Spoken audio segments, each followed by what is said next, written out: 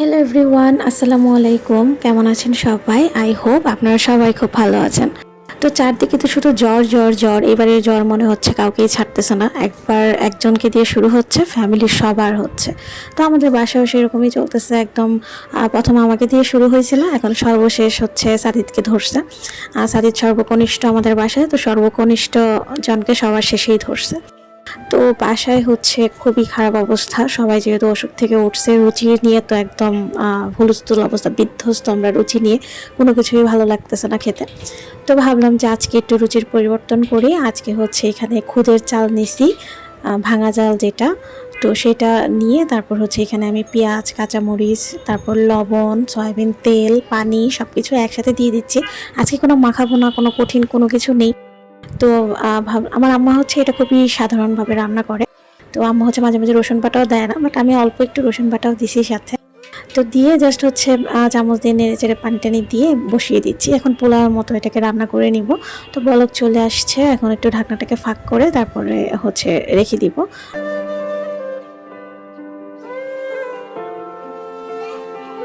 এখানে হচ্ছে ৪ পিস আমি চিকেনের ব্রেস্ট পিস নিয়ে নিয়েছি, মানে ৪টা চিকেনের ব্রেস্ট পিস না, একটা ব্রেস্ট পিস থেকে আমি হচ্ছে ৪ ভাগ করে নিয়েছি। আমি এভাবে সবসময় রেখে দিই, যেহেতু আমার বাচ্চা ফিশ খায় না একদমই, সে চিকেনের উপর ডিপেন্ডেন্ট। তো ওকে মাঝে মাঝে করে দিতে হয়, ওই একটু একটু যা খাবার আর কি। তো সেখান থেকে আমি নিয়ে নিয়েছি। আজকে বললাম সবাইকে চিকেন রান্না করবো কিনা, চিকেন খাবে না। তো ভাবলাম যে আচ্ছা অন্য আরেকটা কিছু করি, অন্যরকম করে, তাহলে হয়তো বা খেতে ভালো লাগবে। তো চিকেনগুলোকে আমি একটু পানি দিয়ে নিয়েছিলাম আগেই, দিয়ে তারপর এখানে হলুদের গুঁড়া দিছি, একটু আদা রসুন বাটা দিছি, লবণ দিছি, দিয়ে এটাকে সুন্দর করে নেড়ে চেড়ে মিক্স করে নিচ্ছি। এখন এটাকে একদম সেদ্ধ করে নিব। আমি তো মেপে দেইনি, পানি হচ্ছে আনুমানিক 1 কাপের মতোই দিছি। এখন হচ্ছে এটাকে সেদ্ধ করে তারপর হচ্ছে আমি একদম পানিটা শুষিয়ে নিব আর কি। তো এদিক দিয়ে হচ্ছে আমার খুদের বাচ্চা প্রায় হয়ে গেছে, নিচে পানি শুকিয়ে গেছে। তো ভাবলাম যে একটু নেড়ে চেড়ে উলট পালট করে দিয়ে তারপর একটু ঢাকনা দিয়ে ডেকে আর 2-3 মিনিট রাখি। তো সেটাই করছিলাম।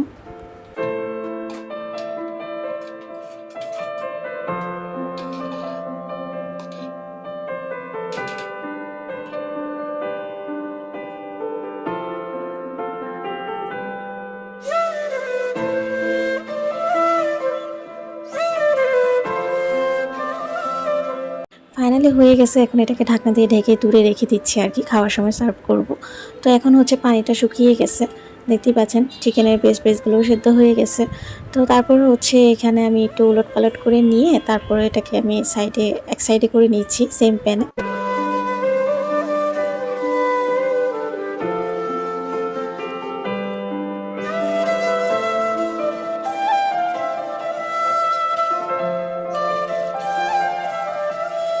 তো সেই প্যানেই হচ্ছে আমি একটা পাশে সয়াবিন তেল দিয়ে দিয়েছি। তারপর হচ্ছে আমি এখানে অনেকগুলো শুকনো মরিচ দিয়েছি, যতটুকু ঝাল খাবো সেই পরিমাণে। তারপর দিয়ে দিচ্ছি এক পাশে রসুন। তো রসুনটাও দিয়ে দিচ্ছি যাতে সেদ্ধ হয়, রসুনটা সেদ্ধ হওয়ার একটা ব্যাপার আছে। তো তারপর শুকনো মরিচটা ভাজা হয়ে গেলে উঠিয়ে নিচ্ছি।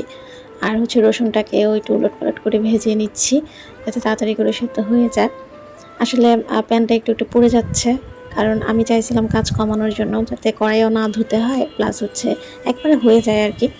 তো সেই জন্য বাট কড়াইটা একটু একটু পুড়ে গেছে। বাট হচ্ছে খাবারগুলো পুড়ে নেই, খাবারগুলো ঠিকই আছে। আর ভর্তাতে হচ্ছে একটু ফ্লেভার হলে খেতে ভালো লাগে, যেহেতু এটা চিকেনের। এদিকে আমি চিকেনগুলোকে একটু উলটপালট করে দিয়েছিলাম, চিকেনগুলো একটু সুন্দর ভাজা হয়েছে। তো একবারে নিয়ে নেওয়ার এটাই হচ্ছে মানে উপকারী দিক। তারপর পেঁয়াজগুলো নরম নরম হয়ে গেছে, তো আমার রেডি হয়ে গেছে। আর ননস্টিক কড়াই পুড়ে যাওয়া কিন্তু স্বাস্থ্যের জন্য খুবই ক্ষতি। তো এদিকে হচ্ছে আমার ভর্তাটা হয়ে গিয়েছে। আর আমার এটা খুবই মজা হয়েছিল। আমি হচ্ছে এখানে সার্ভ করেছিলাম ভাতের সঙ্গে, মানে ওই যে খুদের বাচ্চা রান্না করেছি সেটার সঙ্গে। তারপর এখানে আমি নিয়েছি সরিষা দিয়ে, আমি হচ্ছে চাল কুমড়া ভাজি করেছিলাম, সেটা নিয়েছি অল্প একটু, চিকেন ভর্তা, আর হচ্ছে বিফ রান্না করেছিলাম সেটা। আমি লেবু নিয়েছিলাম, সালাদও নিয়েছিলাম, কিন্তু সেটা ভিডিওতে দেখাতে ভুলে গেছি। ভিডিও ভালো লাগলে অবশ্যই লাইক, কমেন্ট, শেয়ার এবং সাবস্ক্রাইব করবেন আমার ইউটিউব চ্যানেলটাকে। আর যারা পেজ থেকে দেখছেন, পেজটাকে লাইক অ্যান্ড ফলো করে দেবেন।